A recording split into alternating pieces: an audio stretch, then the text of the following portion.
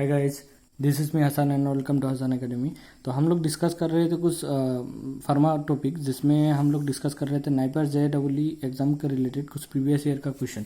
तो already 3 video upload हो चुका है, आप चैनल में जाके वो वीडियो देख सकते हो। ये आपका एग्जाम के लिए बहुत ज़्यादा हेल्पफुल होगा। It will act as a rank booster for your JEE exam.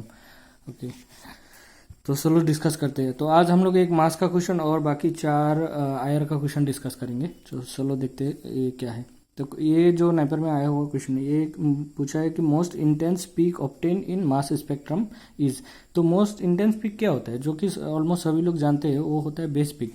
But यहाँ पे और 4 टर्मिनोलॉजी दिया हुआ है, molecular ion peak, parent ion peak और आइसोटोपिक पीक। तो वो सब भी क्या होता है हम लोग वो देखेंगे। तो चलो, सपोज ये एक मास स्पेक्ट्रम है, तो इसमें हम एक्स एक्सिस में क्या लिखते हैं, M/Z रेशियो लिखते हैं, और वाई एक्सिस में होता है रिलेटिव एबंडेंस।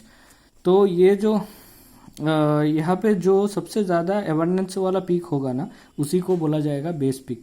तो ये सपोज सबसे एबंडेंस सबसे ज़्यादा है, रिलेटिव एबंडेंस सबसे ज़्यादा है इसका, तो ये हो गया बेस पीक। और जो M/Z रेशियो जिसका सबसे ज़्यादा होगा उसको बोला जाएगा मोलिकुलर आयन पीक। तो ये सबसे लास्ट में होगा। और कभी कभी क्या होता है कि ये जो मोलिकुलर आयन पीक होता है ना, ये अच्छे से फ्रेगमेंट नहीं होता, और जिसकी वजह से ये लास्ट वाला पीक ही सबसे एबंडेंस वाला ज़्यादा होता है। तो मोलिकुलर आयन पीक और बेस पीक सेम हो जाता है, इसका हाइट बहुत ज़्यादा होता है। और कभी कभी इसका बहुत फ्रेगमेंट होता है, तो ये बहुत छोटा छोटा भी हो जाता है। और इसके बाद डिस्कस करेंगे, ये हो गया बेस पीक और मोलिकुलर आयन पीक। अब डिस्कस करेंगे आइसोटोपिक पीक क्या होता है। मेरा लास्ट वाला वीडियो अगर आप देखा होगा तो वहाँ पे मैंने डिस्कस भी किया है आइसोटोपिक पीक के ऊपर।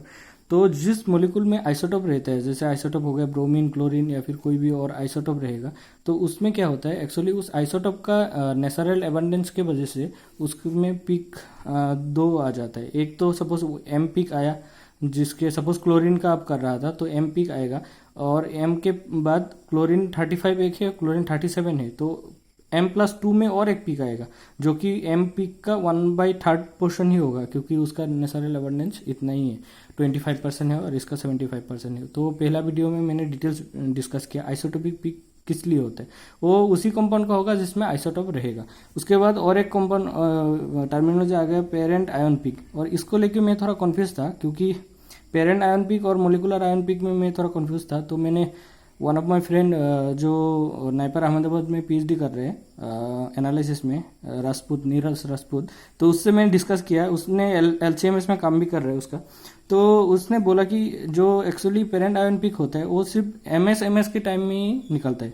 तो MS के टाइम में क्या होता है, जो आपका आयन निकला हुआ है, सपोज 300 M/Z में आपको एक पीक मिला, तो आपको उसको और फर्दर फ्रेगमेंट करना है। तो उसको अब जब फर्दर फिर से उसको सिलेक्ट करके फ्रेगमेंट करोगे ना, तो जो 300 पीक पहले था 300 M/Z का, तो वो तो हो गया पेरेंट पीक, और उसके बाद जो भी फ्रेगमेंट आएगा उसको बोला जाएगा डॉटर पीक। तो मेरे जो भी कन्फ्यूजन होता है, तो मैं किसी सब्जेक्ट का एक्सपर्ट से डिस्कस करना ज़्यादा पसंद करता हूँ रादर देन इंटरनेट। तो जो भी हो, थैंक्स टू हिम। तो चलो और डिस्कस करते हैं आगे क्या है। तो फिंगरप्रिंट रीजन फॉर आयर, ये आयर का क्वेश्चन है। जो आयर का आप स्पेक्ट्रम देखा होगा तो आपको पता रहेगा कि इधर राइट हैंड साइड में यहाँ 0 से, एक्चुअली वो थोड़ा उल्टा होता है, राइट हैंड साइड से इधर की ओर जाता है। तो इसमें सपोज इस पॉइंट को मैंने ले लिया इनिशियल 400 और लास्ट पॉइंट को ले लिया 4000, तो उसके बाद कुछ डिस्ट्रीब्यूशन होते हैं। तो 400 से लेके 1400 का जो पोर्शन है ना, इसको फिंगरप्रिंट रीजन बोला जाता है। तो यहाँ पे क्वेश्चन में पूछा भी है फिंगरप्रिंट रीजन, तो ये हो जाएगा C, 400 से लेके 1400। और जो 1400 से लेके 4000 तक होगा उसको बोला जाएगा फंक्शनल रीजन। एक्चुअली जो भी कंपाउंड का फंक्शनल ग्रुप होता है, उसके वजह से जो भी पीक आएगा वो फंक्शनल रीजन में आएगा, और स्ट्रेचिंग की वजह से इधर ही पीक आता है। और जो बेंडिंग वगैरह के लिए आएगा वो जनरली फिंगरप्रिंट में आता है। ठीक है, तो अब तीसरा क्वेश्चन डिस्कस करेंगे। ये भी आयर से रिलेटेड है। एक्चुअली ये पूरा स्पेक्ट्रोस्कोपी से रिलेटेड है। यहाँ पूछा गया है कि hydrogen bonding is determined by dash spectroscopy. तो हाइड्रोजन बॉन्ड हम किस स्पेक्ट्रोस्कोपी से डिफाइन कर सकते हैं, तो इसका डायरेक्ट आंसर है आयर। तो आयर से हम लोग हाइड्रोजन बॉन्ड निकल सकते हैं। तो उसमें कैसे होता है, अगर हाइड्रोजन बॉन्ड रहा ना कंपाउंड में, तो उसका क्या होगा, वेब नंबर रिड्यूस हो जाएगा। तो सपोज पहले 1800 में आ रहा था, तो अब थोड़ा सा नीचे आ जाएगा, ज़्यादा नहीं होगा, मैक्सिमम अप टू 100 तक ही हो सकता है, उतना थोड़ा रिड्यूस हो जाएगा। और इसका जो हाइड्रोजन बॉन्ड है ना, हाइड्रोजन बॉन्ड किस नेचर का है वो भी हम लोग आयर से ही निकल सकते हैं। अगर इंटरमोलिकुलर हाइड्रोजन बॉन्ड हुआ ना, इंटरमोलिकुलर हाइड्रोजन बॉन्ड हुआ तो ये ब्रॉड पीक देगा,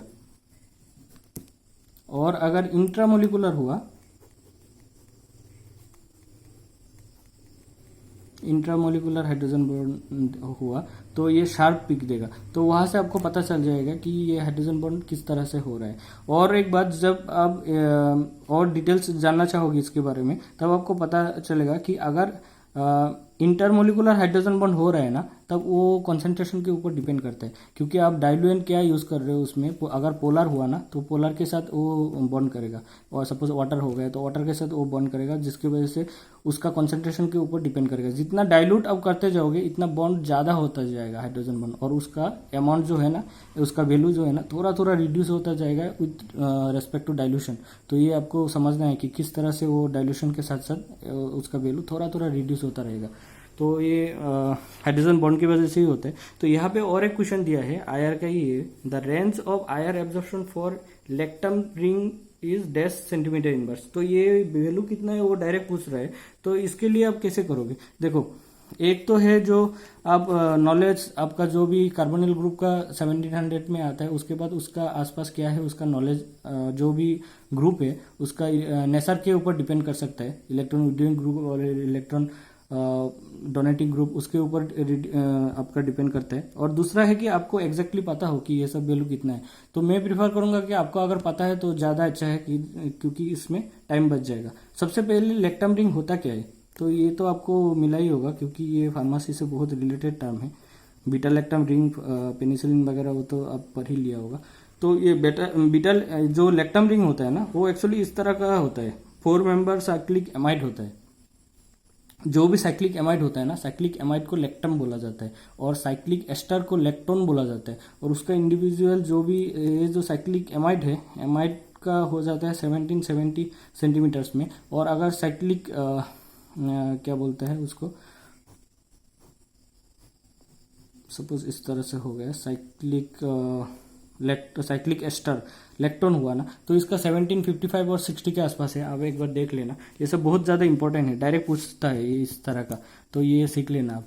और उसके बाद एक जो लास्ट क्वेश्चन है ये होगा, web number is express in, web number हम किससे एक्सप्रेस करते हैं, तो वेब नंबर होता है ये वाला सिंबल हो गया 1/λ। लैम्डा मतलब क्या होता है, वेब लेंथ। वेब लेंथ मतलब नैनोमीटर में देते हैं, सेंटीमीटर में भी दे सकते हैं। तो ये डायरेक्टली अगर सेंटीमीटर हुआ, सेंटीमीटर इनवर्स हो जाएगा, हालांकि सेंटीमीटर इनवर्स में ही करते हैं। और ये सब पीपीएम वगैरह तो वेब नंबर उसके लिए करते हैं, एनएमआर में करते हैं, ये हार्ट्स फ्रीक्वेंसी होता है।